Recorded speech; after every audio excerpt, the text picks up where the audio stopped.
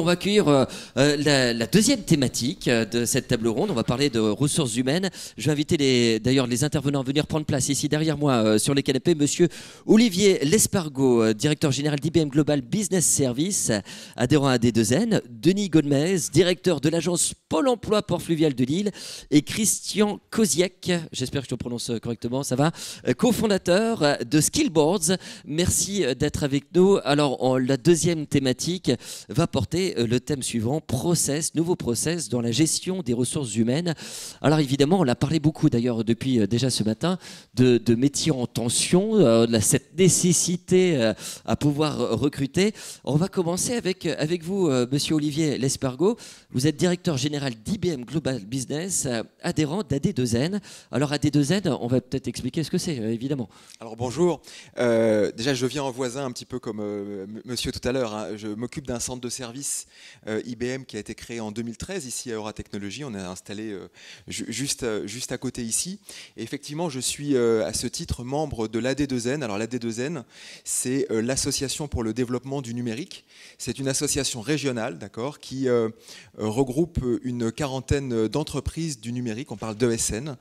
Et dont l'objectif est de travailler ensemble. Donc on a une valeur forte qui est celle de la co-création et qui est de mettre en commun l'ensemble de nos moyens, l'ensemble de nos réflexions au travers d'une charte de déontologie également pour préparer l'avenir. On parle d'un métier, depuis ce matin, j'entends beaucoup parler de pénurie et de difficultés de recrutement. Ce dont on va vous parler est précisément sur ce sujet-là. Donc c'est typiquement une initiative qui a été prise par l'AD2N qui privilégie la collaboration, d'accord, par rapport à la compétition. Voilà, il faut rappeler, AD2N est membre également du Syntec numérique et c'est soutenu par la région, entre autres, hein, pour ses initiatives. Et donc, fort de ce constat de pénurie de recrutement, enfin, de difficulté de recrutement pour vos entreprises, vous avez lancé une initiative, un programme. Alors, expliquez-nous de quoi il s'agit. Alors, l'initiative que nous avons lancée s'appelle Invest in Digital People. C'est une très belle initiative, une très belle histoire qui a commencé maintenant en fin 2014, début 2015. L'idée finalement est très simple, hein. Elle est basée sur un constat et sur plusieurs constats et sur le constat d'un paradoxe en particulier. Alors je ne vais pas citer les chiffres précis du nombre de demandeurs d'emploi dans la région, mais on est, comme vous le savez, sur plusieurs centaines de milliers de demandeurs d'emploi dans la région. Et par ailleurs, nous avons des milliers, alors en ce moment on parle de 3000 offres d'emploi dans le domaine du numérique qui ne sont pas pourvues. Voilà. Donc c'est le constat évidemment d'un paradoxe. Et on a un deuxième constat qui est extrêmement significatif. On parlait tout à l'heure effectivement de blockchain par exemple et de dire bah voilà, on a besoin de consultants qui sont experts de cette technologie, mais après si les entreprises, si les clients ont des ressources, après tout, ils peuvent également utiliser ces ressources pour développer ce type de projet. Eh bien, le deuxième constat, c'est celui-là également. C'est dans nos métiers aujourd'hui, nous n'avons pas besoin que d'ingénieurs. Alors évidemment, on a besoin d'ingénieurs. Il y a énormément d'organismes de formation ici. On a besoin de diplômés, c'est absolument incontestable. Mais on assiste aussi, avec la transformation digitale, à l'émergence de nouveaux métiers et finalement de nouveaux profils, de nouveaux parcours. Et on se rend compte que finalement, pour être développeur informatique, il n'y a pas systématiquement besoin d'avoir fait Bac plus 5, Bac plus 8, comme j'entendais tout à l'heure. On peut également, avec des compétences de type, sur lesquelles on reviendra j'imagine, de type savoir-être, on peut parfaitement réussir et démarrer une carrière dans ces métiers. Voilà, donc cette initiative Invest in Digital People, c'est finalement comment on travaille ensemble avec les entreprises du numérique de la région, avec Pôle emploi, que je remercie évidemment et avec qui on travaille très bien depuis plusieurs années. Également avec le FAFIEC, qui est l'organisme de formation professionnelle dans le domaine du numérique, et également avec les grands donneurs d'ordre de la région. On parle des grandes entreprises du retail régional naturellement. Comment est-ce qu'on travaille ensemble pour, d'une part, identifier des demandeurs d'emploi, planifier des besoins les former, les recruter et les remettre dans le monde du travail. Alors justement, vous êtes accompagné sur votre gauche par Monsieur Denis Godmez. Vous êtes directeur de l'agence Pôle Emploi à Port-Fluvial, ici à Lille, et vous êtes totalement intégré dès le départ dans ce projet, ce programme Invest in Digital People. Comment ça s'organise Comment ça se concrétise cet engagement de Pôle Emploi dans ce projet? Oui, bonjour à toutes et à tous. Effectivement, IDP, alors je vais le faire avec le sigle, hein. C'est vrai que Invest in Digital People, ça a été repris avec un peu une terminologie, une marque, hein, quasiment aujourd'hui. IDP est un élément fort pour nous à Pôle emploi et qui répond, Olivier vient de le dire, à différents éléments. Comment on est capable à un moment de venir travailler le recrutement autrement. Comment à un moment pour Pôle emploi ça fait le lien, puisque Olivier évoquait aujourd'hui dans la région Hauts-de-France, c'est à peu près 600 000 personnes qui sont demandeurs d'emploi, toutes catégories confondues.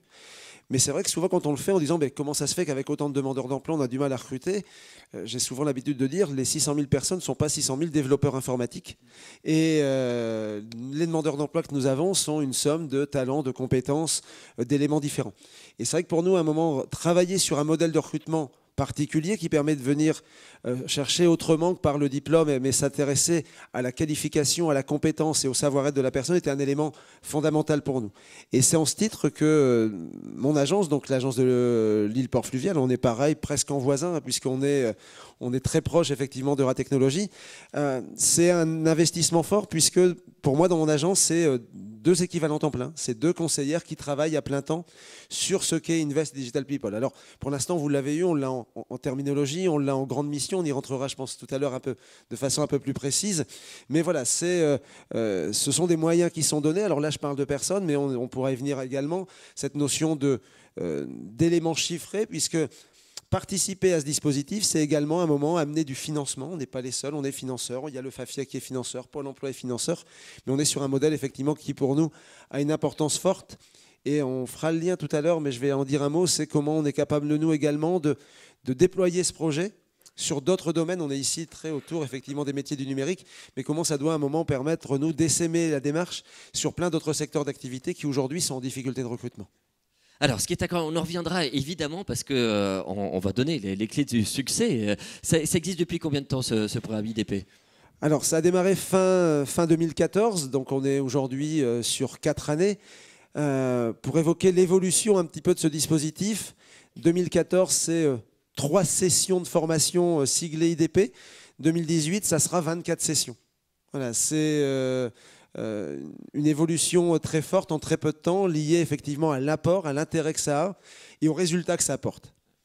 Alors, avant de parler des résultats, on va rappeler, vous avez imaginé tout un process justement pour pouvoir attirer ces candidats vers ces nouveaux métiers. Alors, vous en avez parlé quand on a préparé également cette matinée. Votre premier travail, c'est d'identifier évidemment les besoins des entreprises du numérique. Ouais, ça n'a d'intérêt, ça ne fonctionne que si à un moment on met en place un modèle qui correspond aux besoins de l'entreprise. C'est pas une démarche en soi, c'est pas simplement un exercice intellectuel, c'est un mode de fonctionnement qui répond à des besoins identifiés.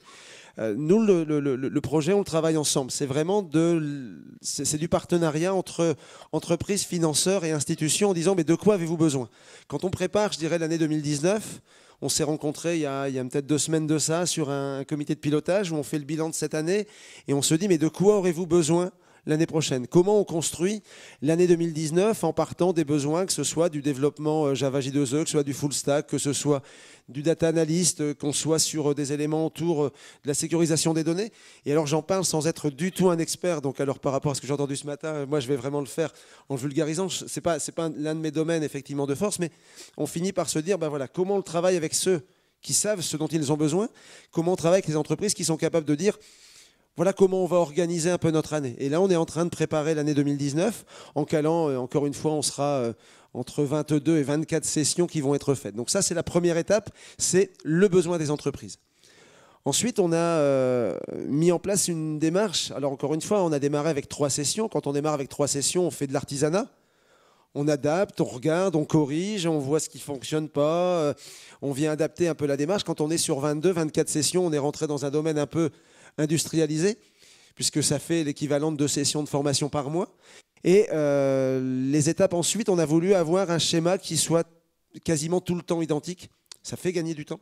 Ça devient effectivement plus intéressant à mettre en place.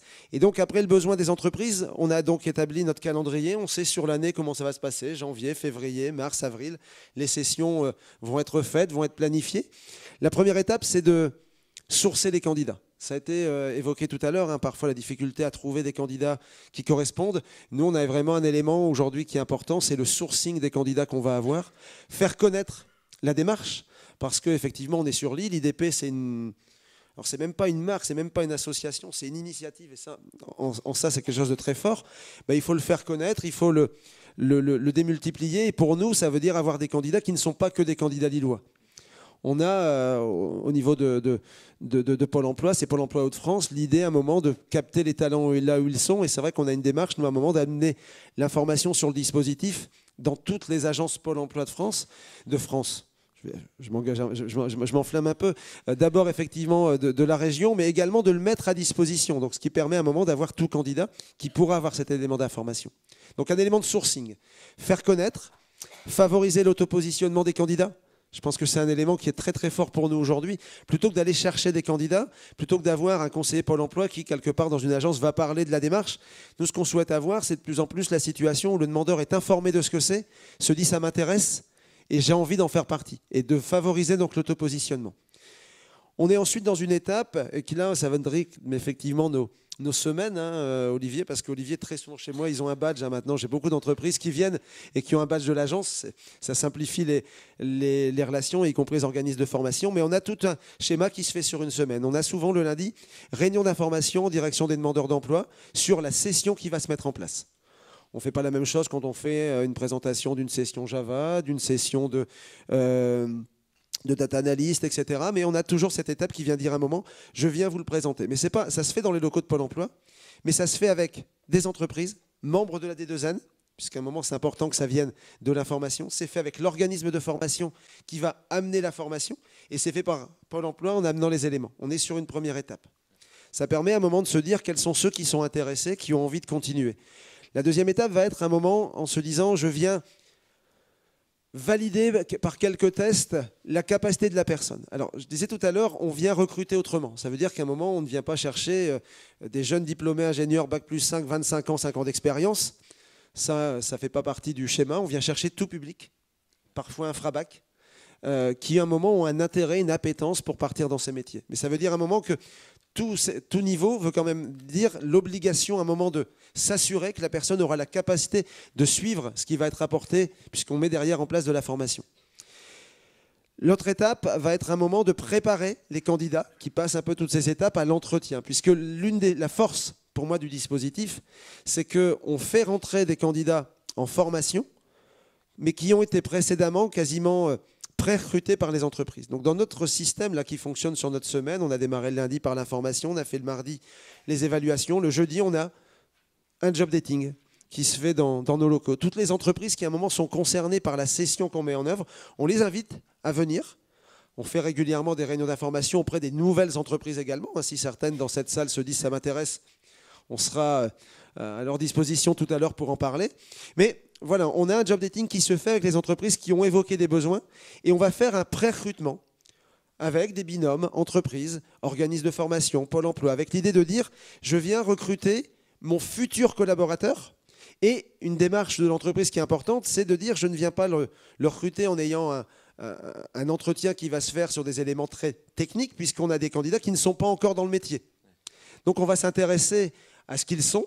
Donc parfois effectivement de la notion de compétence, de développement personnel, mais surtout, et c'est vrai qu'on en parle beaucoup, de qualité professionnelle, de soft skills. On va s'intéresser effectivement à avoir de l'impétence sur le domaine informatique et quand même à un moment la moindre des choses.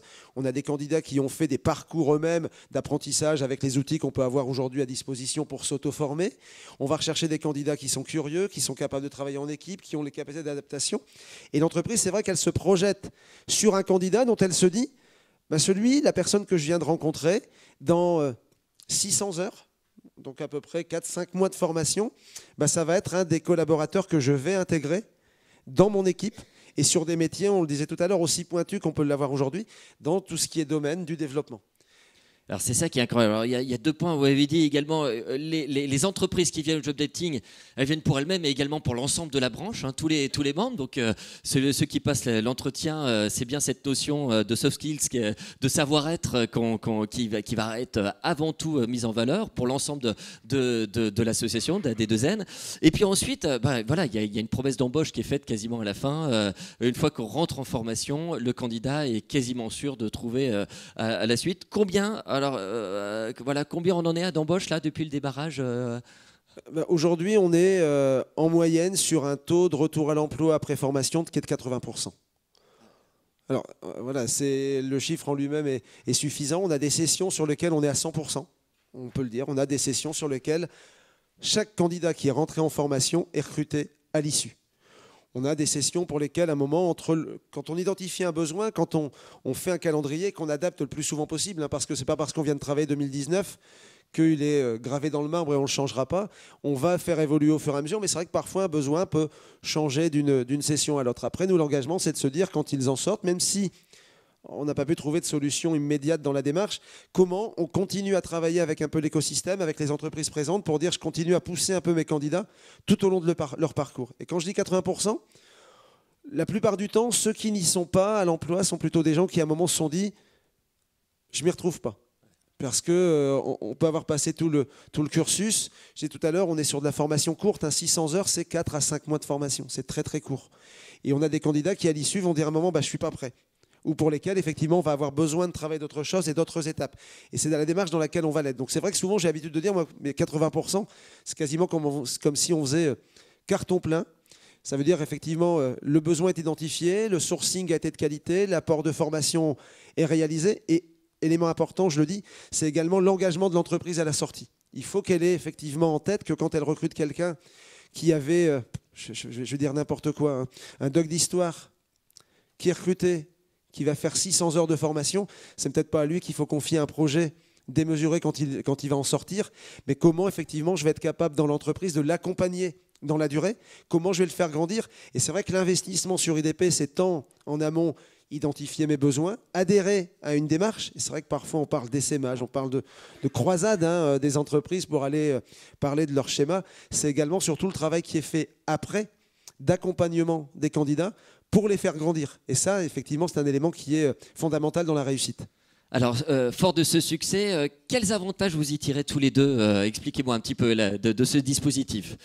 Alors, je dirais le premier avantage très, très clair, le marché est pénurique. Hein, on a des difficultés. Toutes les entreprises du numérique de la région, et j'entendais que le phénomène est mondial et je le confirme, ont des difficultés évidemment de recrutement. Donc le premier avantage, il est très simple. Il est de bénéficier d'un nouveau canal, d'un canal supplémentaire de sourcing pour effectivement recruter. Je vais donner un chiffre très simple. Chez IBM, nous avons recruté grâce à ce dispositif 70 personnes depuis la création du centre de service. Vous voyez, sur 600, c'est évidemment pas le seul canal de recrutement, mais ça devient un canal extrêmement important. Donc je dirais que le premier bénéfice, c'est bien évidemment de trouver, d'avoir un canal de recrutement supplémentaire. Le deuxième bénéfice, je dirais, c'est un bénéfice également métier, parce que les personnes que nous identifions grâce à ce dispositif viennent d'horizons extrêmement variés. Certains viennent, je dirais, du métier fonctionnel de nos clients, et tous ont des expériences, en tout cas, extrêmement variées. Et donc, ça nous permet aussi d'apporter dans nos équipes une diversité de compétences qui est extrêmement importante. Et puis, je dirais le troisième avantage, là encore, on parlait du turnover tout à l'heure, le marché est extrêmement tendu. Le constat qu'on fait, c'est que les personnes qui sont passées au travers de ce dispositif, eh bien, on a développé avec elles, et là je parle les entreprises qui les ont embauchées, on a développé avec elles une relation qui est extrêmement particulière, parce que c'est une relation qui est personnelle, c'est une relation qui est liée à une décision de réorientation professionnelle ou parfois à des difficultés dans lesquelles les personnes pouvaient se trouver. Et donc, cette relation qu'on a développée avec ces personnes, eh bien, elle permet une loyauté et une fidélité, et on constate effectivement que les personnes qui sont passées par ce dispositif sont extrêmement fidèles à l'entreprise. Et parmi les plus belles histoires, on a maintenant un certain nombre de personnes qui, depuis 2 ans, 3 ans, sont passées par IDP, et bien maintenant participent aux sessions de job dating dont Denis parlait tout à l'heure, c'est-à-dire qu'elles-mêmes, elles viennent faire bénéficier les demandeurs d'emploi de leur expérience, de ce que c'est que travailler dans le numérique, et également de nous aider à sélectionner les bons candidats et les bons critères de savoir-être pour entrer dans nos entreprises. Voilà, donc on a des avantages, je dirais, qui sont à la fois extrêmement pratiques, mais également qui concernent, je dirais, l'affect presque et la culture de l'entreprise. Alors on comprend bien l'affect quand vous parlez d'exemples, de témoignages, d'aventures humaines. Vous m'avez donné au téléphone quelques témoignages, vous pouvez m'en citer un. Un témoignage qui vous a marqué, vous en donnerez un chacun. Voilà, on a dans l'entreprise, donc je parlais effectivement de personnes qui maintenant sont passées par IDP et participent au job dating et nous aident à sélectionner les candidats.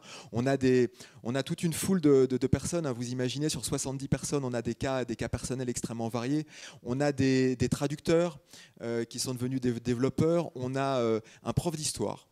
Un prof d'histoire qui est maintenant l'une des personnes les plus critiques sur un projet qui aide justement une grande banque française. On a un technicien qui travaillait dans les systèmes de climatisation et de chauffage, qui a été embauché il y a maintenant 3 ans ou 4 ans et qui maintenant manage une équipe de 15 personnes. Voilà.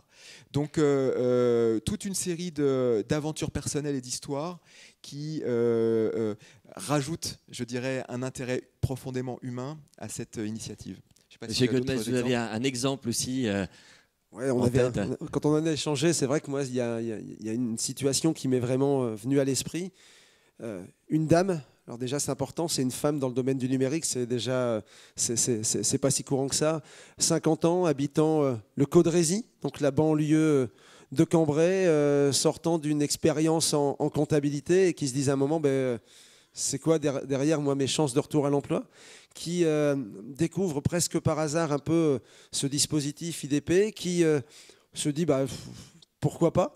Le test, qui passe les différentes étapes avec succès, qui est repérée en entretien pour ce qu'elle est, pour ce qu'elle apporte, son dynamisme, ses qualités, qui est retenue, qui fait la formation et qui aujourd'hui travaille comme développeuse. Alors voilà, on est sur un schéma vraiment qui est important et je me permets de répondre à la question que vous avez tout à l'heure sur l'avantage que ça a. Pour nous, c'est fondamental.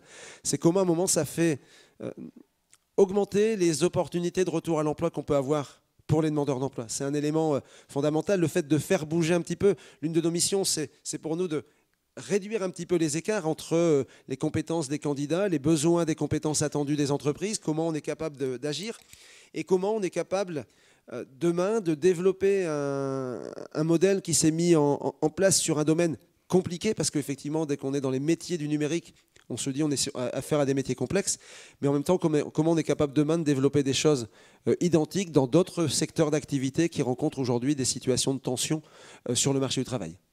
Ouais, merci. Avez-vous des questions sur ce dispositif d'aide de retour à l'emploi par les entreprises Oui. Hop. Je vais vous inviter à vous présenter, évidemment. Bernard Clavé de la CFDT. J'aurais voulu savoir à peu près combien il y avait de personnes par session et si elles faisaient le même parcours de formation et si à la fin il y avait un CQP ou une reconnaissance quelconque. Alors, une session, c'est entre 12 et 16 personnes. On essaie de la cibler au plus près du besoin des entreprises. Nous, l'idée, c'est pas de faire rentrer pour rentrer un nombre de candidats, c'est de se dire, tous ceux qui vont rentrer, on optimise les chances de retour à l'emploi. C'est vraiment un élément qu'on a en tête. Ça, c'est un élément fort. Est-ce qu'ils ont chacun Est-ce qu'ils ont le même parcours de formation? Oui, forcément. Quand on fait rentrer une session, on n'est pas sur de la pédagogie individualisée. Par contre, on est sur des modèles de formation qui sont quasiment réinterroger de façon régulière pour qu'ils soient au plus près du besoin de l'entreprise. Aujourd'hui, on met en place chaque année des sessions nouvelles sur des domaines qu'on ne faisait pas et on construit le programme avec les entreprises utilisatrices pour se dire à un moment ça apportera les éléments qui seront le plus proches du besoin de l'entreprise. Et non, il n'y a pas de délivrance de CQP. Alors on n'est pas sur une démarche certifiante spécifiquement. On est vraiment sur de l'apport de compétences techniques et qui, et pour moi c'est l'une des meilleures évaluations, se termine, je disais tout à l'heure, dans plus de 80% des cas par une embauche en CDI. C'est plutôt pas mal. C'est l'objectif. Vous voulez ajouter quelque chose ? Oui, et juste pour effectivement la certification, un élément essentiel, un dispositif, et parmi les principales qualités qu'on cherche chez les demandeurs d'emploi qui rentrent dans le dispositif, c'est la motivation. Il ne faut pas non plus être, je dirais, angélique. Effectivement, à l'issue de 3 mois et demi, 4 mois et demi, 5 mois de formation dans le développement informatique, évidemment, les personnes n'ont pas encore tout à fait le niveau de quelqu'un qui sort d'un bac plus 2, bac plus 3 ou même encore moins d'un bac plus 5, bien évidemment. Donc, l'objectif, c'est de leur donner, je dirais, le socle minimal de compétences qui, marié à leur motivation, va faire que après un an et demi de cette formation, puis des efforts en entreprise, eh bien effectivement, les personnes sont totalement opérationnelles et sont totalement intégrées dans l'entreprise. Voilà, donc il ne s'agit pas de distribuer effectivement un diplôme. Compte tenu de la durée, ça ne serait tout simplement pas réaliste. Voilà. Ouais, merci beaucoup. Je vous invite évidemment à applaudir cette initiative, ce programme ô combien efficace. Eric, très rapidement. Oui, très rapidement. Déjà, c'est une chance. On l'a dit au début, à un moment, on a la chance ici d'avoir, avec Euratechnologies, mais pas seulement, un vrai écosystème qui permet en effet d'envisager ce type de dispositif. Moi, le mot qui m'a marqué, c'est le mot collaboratif. Dans l'informatique, on en parle souvent, mais je crois que c'est vraiment quelque chose à souligner. C'est que c'est AD2N, c'est en effet une association qui cherche à favoriser le collaboratif aussi entre les entreprises, à partager des bonnes pratiques. On est aussi dans ce cas-là avec notre association. Et bravo en tout cas pour cette initiative. Il y a beaucoup de passion, beaucoup de choses à dire, je ne vais pas en rajouter, mais en tout cas les résultats sont là, ce qui montre qu'aujourd'hui cette initiative, et on vous le souhaite, doit grandir et doit encore se développer et s'aimer. Merci beaucoup. Alors, on va en profiter puisque là, je suppose que vous avez énormément de sujets qui vous font écho à travers cette expérience. On accueille Christian Koziak. Vous êtes cofondateur de Skillsboard. Bienvenue parmi nous. Alors, expliquez-nous un peu ce que vous faites parce que là, on a parlé beaucoup de soft skills. C'est quelque chose qui vous parle, ça.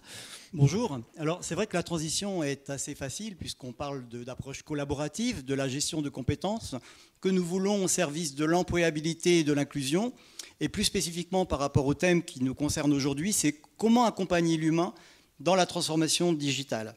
Et si je prends ma propre expérience, moi j'ai commencé chez NEC Computers à Lille, avenue du Peuple Belge, ma carrière. J'ai été hébergé chez Bull qui vendait des gros systèmes. Et je devais en fait vendre des serveurs, des PC pour faire une transition de tous ces sites gros systèmes vers le monde distribué. Il y avait 250 personnes chez Bull à l'époque. Aujourd'hui, l'agence n'existe plus, en tant que constructeur informatique, bien sûr. Et donc, j'ai accompagné, moi, quelque part, cette mise en pré-retraite à l'époque, et ça a mis 8 ans. Dans les années 2000, j'étais au cœur de la convergence de la voix de la donnée, ce qui est Internet aujourd'hui. Et on a vu des sociétés de la voix, des sociétés du monde du télécom, telles que Matra, telles qu'Alcatel, Nortel Networks, 70 000 personnes dans le monde, disparaître en 5 ans, puisqu'on n'a pas su transférer les compétences des individus, et il y a eu des ruptures technologiques qui sont très très fortes. Mon dernier emploi était chez SAS Institute, en charge des partenariats avec IBM, HP, Teradata, autour du cloud, Big Data. Et là, je me suis rendu compte en fait que cette transformation digitale touche toutes les sociétés et qu'il y a vraiment un enjeu qui est l'enjeu autour de la gestion de compétences et autour de l'employabilité. Et avec mes associés qui avaient aussi des expériences chez Dassault Systèmes pour ce qui concerne Laurent, on n'arrivait pas, nous, à avoir des outils personnels, on gérait Excel pour trouver la bonne compétence et pouvoir délivrer les bonnes formations à nos salariés, en fait, à la personne de nos équipes. Alors on s'est dit, est-ce qu'on ne pourrait pas transposer ce que nous avons aujourd'hui dans l'expérience client, c'est-à-dire qu'on collecte de la bonne donnée au bon moment pour les bonnes personnes, pour leur fournir le bon service, la bonne formation, pour leur mettre dans un processus en fait, de transformation autour du digital. Donc Skillsboard est né. Dans Skillsboard, nous mettons en relation l'individu, que ce soit un chercheur d'emploi, que ce soit un salarié, avec les formateurs, qui soient internes ou externes de l'entreprise, avec l'intelligence artificielle, on parle des MOOC, on parle de toute cette approche aujourd'hui qui permet de valider en autonome des compétences, et bien sûr, et de plus en plus recherché pour le transfert de compétences internes, les pairs avec une légitimité des pairs qui puissent être là pour valider la compétence. Et on va même jusqu'au client, puisqu'on parle de soft skills, par exemple, dans le processus de reconnaissance de soft skills, on peut y intégrer l'entreprise étendue, voire le client. Alors pour qu'on comprenne bien, ça se matérialise sous forme d'une plateforme web où tous les acteurs rentrent en jeu et viennent valider. Oui, en fait, c'est très simple parce que le salarié, lui, il a accès à un profil de compétences qui pour lui est gratuit, qui est à vie. Il met de façon déclarative dans un premier temps ses compétences. Ensuite, on viendra valider ces compétences qu'il a acquis de façon théorique dans toutes les formations qui sont dispensées aujourd'hui. Il a aussi, par les pairs ou par le manager ou par des tests psychométriques que nous avons dans notre plateforme de service, la possibilité de valider ses soft skills. Et il a son profil de compétences dont on veut la portabilité de l'université jusqu'à la retraite en passant par Pôle emploi, bien sûr, parce qu'on sait que les trajectoires aujourd'hui ne sont plus linéaires, ce qui lui permet de gérer sa singularité, parce qu'il va gérer les compétences qui sont en adéquation avec un poste, mais également par rapport à ses compétences propres, il aura sa singularité, et il pourra s'adapter en fonction de ses velléités et de ses capacités par rapport aux évolutions, par rapport aux orientations qu'il veut avoir dans son développement de carrière. Alors, il y a une multitude d'avantages, hein. Vous l'avez dit, il y a la notion de portabilité, oui, de partage, ça c'est très important. Des données fiables, parce qu'elles sont validées par les pairs, vous l'avez dit. Hein. Alors exactement, on parlait du parcours client tout à l'heure. À partir du moment où on venait de la haute data RH, et la problématique des gros systèmes RH aujourd'hui, c'est qu'on est sur du mode déclaratif. Et là, si on arrive à avoir au fil de l'eau toute l'année, on n'attend pas le bilan de fin d'année pour avoir à un moment donné une évaluation, qu'elle soit objective ou subjective, on a vraiment une objectivité de la validation de la compétence sur les hard skills, sur les soft skills, sur la théorie, sur la pratique, et ça tout au long de sa carrière.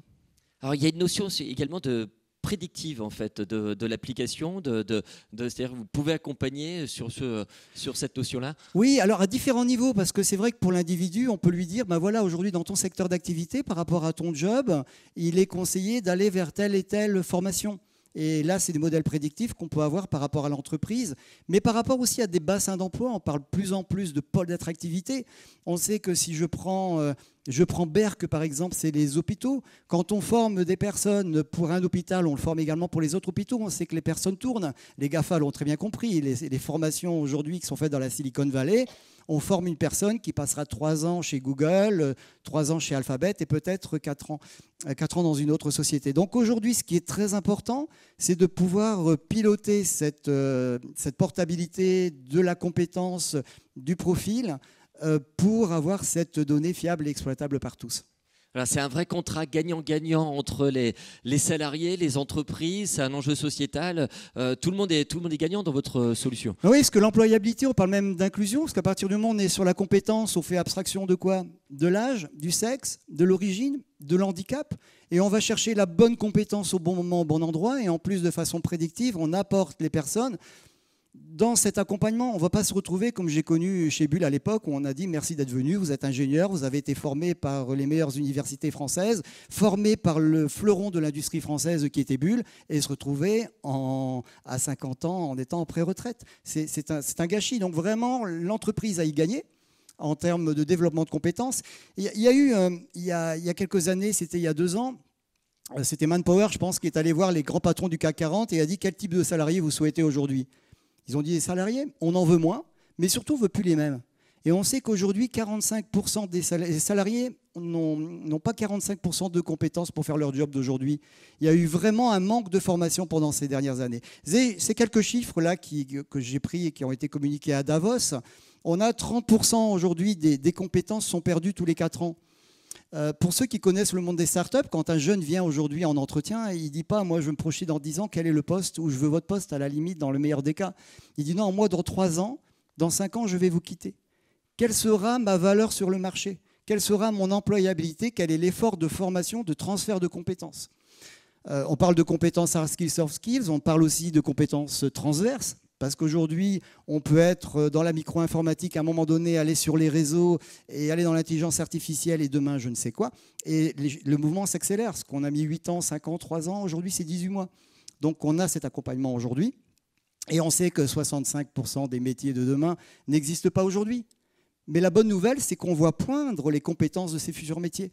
Et si on ne parle plus de métier, de job description, mais on est sur la compétence, Skillsboard permet justement de gérer les compétences de chacun et de pouvoir justement maintenir l'employabilité. Alors l'idéal, c'est évidemment d'aller voir cette plateforme, comment elle fonctionne, de vous y inscrire éventuellement. Alors c'est gratuit pour tous, sur skillsboard.io, puisqu'en tant que salarié ou en tant que personne, en tant qu'étudiant, vous pouvez créer votre profil. Pour qu'il soit mis à jour, vous pouvez inviter l'entreprise pour qu'elle le fasse. Et tous les organismes de formation, c'est gratuit aussi. Donc le gros avantage, c'est que c'est l'organisme de formation qui pousse la donnée et qui permet d'avoir un profil fiable et exploitable. Dès que vous faites une formation, vous venez la valider. Je relève votre question tout à l'heure, vous demandiez est-ce que, bien sûr, cette formation est validée, est-ce que c'est certifié? On demande de plus en plus de retours sur investissement des formations. Donc Skillsboard aide aussi les organismes de formation à venir valider et donner du retour sur investissement au marché. Ouais, et évidemment, on est aujourd'hui sur l'état. On a terminé la phase de développement. Vous êtes vraiment sur la phase d'application. Vous avez fait tous les tests d'essai. Donc là, ça y est, l'aventure est partie. Oui, alors moi, j'ai rencontré mes associés à Varsovie. Laurent, qui est basé à Varsovie, qui est français. Manuel, qui lui est guatémaltèque. Donc on est une société aujourd'hui, c'est une joint venture entre ma société française et une société qui est en Pologne, au Guatemala. Et on a la volonté de créer maintenant l'entité en France. Et peut-être dans le nord de la France, il me reste encore à convaincre mes associés. On a fortement avancé avec des gros clients français. Nous étions sous forme de preuve du concept, de POC. Et aujourd'hui, en mode SaaS, nous sommes testés dans toutes les sociétés du CAC 40 et dans des PME. Et comme nous sommes en approche aujourd'hui avec des comptes publics, des sociétés, des administrations, nous allons créer notre entité en France. Voilà, alors ça, c'est une bonne nouvelle. Avez-vous des questions par rapport à cette démarche? N'hésitez pas. Oui, bien sûr, vous avez... Nicolas qui va vous amener le micro, je vais vous demander bien sûr de vous présenter. Il y aura une question aussi derrière. Hein. Donc, Evelyne Bercher, Force ouvrière. Bon, j'ai été très contente de vous entendre, Monsieur Cossiec. Merci. Et puis d'entendre aussi l'expérience avec Pôle emploi et donc... la D2N, IBM. Oui. Mais quelque part, je me demande ce qu'on devra faire pour maintenir notre potentiel en formation et surtout le développer. Parce que nous avons de bons outils, mais quelque part, nous sommes en présence d'une réforme qui modifie beaucoup de choses. Beaucoup de choses avec donc comment choisir son avenir professionnel. Quelque part, bon, bien sûr, on aura besoin d'utiliser tout ce que cette réforme nouvelle peut nous apporter, oui. Mais on aura aussi besoin de compenser tout ce qu'elle nous enlève. Et je parle notamment donc, du compte personnel formation monétarisée. Je parle également de la disparition du fonds GESIF, qui était un outil magnifique et qui permettait de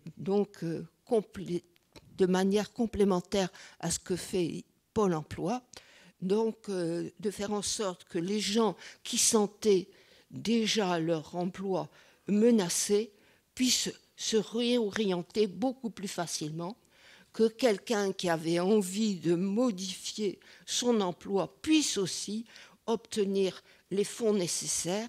Alors, quelque part, cette disparition m'inquiète et je pense qu'elle inquiète beaucoup les partenaires sociaux de manière générale. Alors, c'est une question qu'on tient. Je vous propose de faire les deux questions en même temps, comme ça on pourra répondre, car il faut qu'on avance un petit peu, et également au niveau de l'horaire. Bonjour, je m'appelle Magali Bedel, j'ai 46 ans, je suis en reconversion professionnelle. Bonjour Eric. Je suis en reconversion professionnelle pour devenir manager de projets innovants, donc manager l'innovation. Ça fait 2 ans, donc moi j'ai un parcours commerce international, donc je suis trilingue. J'ai été commercial export.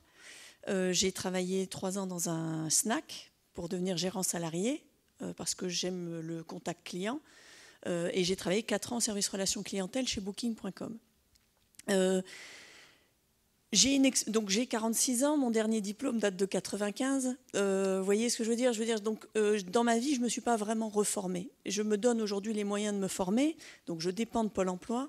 Simplement, je me rends compte qu'il y a une inadéquation entre mon parcours et mon appétence des nouvelles technologies ou de l'innovation par rapport à ce que Pôle emploi peut m'offrir. Alors j'entends ce que vous dites, vous formez des gens numériques. Moi, j'ai pas envie d'être ingénieur numérique, que le codage, je m'en fous, c'est vraiment pas mon truc. Mais justement, je pense avoir justement ces compétences de soft skills, justement dont les entreprises ont besoin pour initier ce management collaboratif et mettre les gens en posture d'innovation. Simplement, je remarque, excusez-moi, je prône peut-être que pour ma paroisse, mais je remarque, c'est moi qui paye mes formations. Voilà, là, je vais faire à Paris une formation qui va me coûter 1 000 € et, pour avoir une posture de facilitateur en entreprise. Et c'est pas normal. Du coup, je me forme, mais je manque aussi, parallèlement à ça, de terrain de jeu, c'est-à-dire de mise en pratique de ces compétences. Ce qui fait que je suis, au bout de 2 ans maintenant, à peu près formée, mais totalement en inadéquation par rapport aux réalités du marché parce que je n'arrive pas à rentrer, à légitimer mes compétences. Alors, ce que je fais, voilà, je le vois, je suis résiliente, je collabore gratuitement avec des startups pour dire d'avoir une expérience terrain, mais c'est pas normal. Voilà, je suis une super bénévole aujourd'hui, je suis demandeur d'emploi. Et en fait, je n'arrive même pas à vivre de mes compétences émergentes. Vous voyez ce que je veux dire? Voilà. Ça rejoint cette nécessité de la formation. Ce que Madame dit, ça tombe bien, je suis très content. Quel que soit le niveau aujourd'hui de compétences qu'on peut avoir et l'envie qu'on peut avoir pour être en adéquation avec ce marché, voilà, qu'est-ce qu'il en est de cette expérience pratique et qu'est-ce qu'on fait des gens peut-être de ma génération? Alors je pense que le plus approprié, c'est probablement Denis, mais je pense qu'on a apporté une solution déjà par la solution du programme. Peut-être qu'on peut revenir comment c'est financé, parce que là, on donnait l'idée. D'abord, on peut revenir sur 2 choses. C'est qu'il n'y a pas que des programmeurs dans les nécessités des entreprises de services numériques. On cherche des gens qui ont d'autres, qui n'ont pas forcément des développeurs, mais éventuellement vos compétences également. Et ensuite, deuxième proposition, deuxième solution, c'est d'expliquer comment vous financez. Comment c'est financé? Est-ce que c'est les candidats qui financent leur formation? Alors, c'est toujours compliqué de faire une réponse à une situation qui est individuelle. Je vous inviterai on en rediscutera, je dirais à l'issue, ce serait intéressant de faire un peu une suite par rapport à ça. Bien sûr que les besoins sont dans plein d'autres domaines. Et quand on parle du numérique, on n'est pas que dans le technique, le codage, etc. On est dans les métiers, effectivement, qui aujourd'hui se développent, qui soient dans le conseil, qui soient dans un certain nombre, effectivement, d'éléments. Et également d'autres secteurs d'activité. La démarche dans laquelle on vient aujourd'hui, encore une fois, autour d'une thématique particulière sur l'informatique, le numérique. Mais c'est une démarche qu'on a dans différents métiers. Rentrer ensuite dans la notion, réussir à faire simple sur le financement de la formation est quand même un enjeu. C'est pas simple, ça. C'est une belle gageure comme ça à relever. C'est vrai qu'il y a plein d'éléments qui sont à prendre en compte, et quand on est parfois à l'extérieur, on se dit mais j'y comprends rien. On a des financeurs multiples, on a des réalités de certaines formations qui doivent répondre, être habilitées, qui doivent répondre à tel ou tel enjeu, etc. et qui rentrent dans telle ou telle durée. Voilà, c'est vrai que c'est pas simple. Encore une fois, c'est pour ça qu'y répondre là de façon individuelle, c'est compliqué. Après, aujourd'hui, sur la formation continue, sur les demandeurs d'emploi, c'est vrai qu'on a des grands financeurs. Le premier financeur est la région. La région est le financeur numéro 1, ça fait partie des attributions qui sont données à la région dans son cadre d'intervention. Pôle emploi finance également des formations. Alors on est sûr, puisqu'il y a 2 financeurs, c'est forcément des modèles et des produits de formation qui ne sont pas les mêmes, sinon il n'y aurait pas d'intérêt. Les OPCA, donc les organismes pariteurs collectifs, sont effectivement également des financeurs d'actions de formation. Et on est souvent en train de trouver un peu de l'intelligence et de la souplesse. Il y avait agilité dans les termes d'aujourd'hui sur comment construire des modèles parfois innovants, atypiques. C'est ce qu'on essaye de faire, c'est ce qu'on arrive à faire sur IDP en croisant des financements divers, etc. Mais c'est vrai qu'à chaque fois, et c'est des choses qui reviennent très souvent, on est parfois bloqué entre l'idée qu'on en a, la façon dont on le projette, le projet qu'on travaille, et derrière comment on est capable d'être accompagné dans la mise en œuvre. Et mise en œuvre, souvent, effectivement, c'est la notion de financement d'actions de formation. Et oui, il peut arriver qu'à un moment sur une action, ce soit chacun personnellement qui doive y mettre une partie de financement, tout ou partie, parce qu'il y a des modèles qui ne rentrent pas dans une situation. C'est pour ça qu'après, je vous invite, on en rediscute après. Moi, ça m'intéresse de faire le point avec vous par rapport à ça. Mais c'est vrai que c'est pas évident. Et aujourd'hui, on peut donner plein d'outils, on peut aller se renseigner. La notion de conseil reste importante à venir un peu échanger. Alors très rapidement, il est 12h25, c'est prévu qu'on arrête à 12h30, donc on va prendre le temps parce qu'on a encore le témoignage. On a démarré un petit peu en retard et vous aurez largement le temps encore d'échanger pendant l'espace networking. Je voudrais juste une petite conclusion de la part de Stéphane, pendant le cocktail peut-être de se donner rendez-vous avec grand plaisir avec Christian Kozia qui également viendra également vous conforter peut-être avec sa méthode. Juste qu'on remercie peut-être l'ensemble des intervenants à ce deuxième table ronde. Vous pouvez les applaudir sur cette gestion de revue de ressources humaines ô combien atypique et innovante. Et on a prévu, alors avec Eric, il a énormément de méthodologie. Alors ça servira à la fois de conclusion de la deuxième table ronde et en même temps une petite aperçu pour se donner rendez-vous avec lui pendant l'espace networking et en savoir davantage évidemment sur comment on peut manager sa propre innovation. Il a réalisé tout un travail qui vous permet évidemment d'avoir des clés de succès. Alors très brièvement. Oui, on va aller très vite. Juste remercier quand même Monsieur Kossiak et j'ai une certaine impatience à tester l'outil. Puis juste un mot à Magali. Il y a quelqu'un qui est parmi nous, qui est Madame Aubry, du dispositif Ardent, et je tiens à le souligner, c'est un super dispositif et c'est peut-être une opportunité pour toi. Voilà. Mais je continue. Voilà. Alors justement, on parlait du management de projets innovants. Et je vais mettre un peu les pieds dans le plat. C'est vrai qu'aujourd'hui, malheureusement, on va dire beaucoup de projets n'aboutissent pas à un succès. Et donc, au sein de l'association, on s'est vraiment préoccupé et posé la question, comment faire qu'on arrive à diviser par 3 ce taux d'échec pour au moins avoir 7 projets sur 10 qui réussissent. Alors, je vais aller très très vite parce qu'il y a beaucoup de choses à dire, mais simplement, donc, on est parti des startups. Pourquoi ? Parce que c'était en effet pour nous les entreprises les plus innovantes et si en effet on était capable, de les satisfaire, on devait répondre, aux autres entreprises par ailleurs également. On a identifié 5 raisons majeures d'échouer: manque de valeur, manque de perspective, des engagements non tenus, des commandes insuffisantes, des marges insuffisantes. Donc à partir de l'étude là que j'ai montré très vite précédemment là de CB Inside. Et à partir de là, en fait, à contrario, on a trouvé 5 facteurs clés de succès.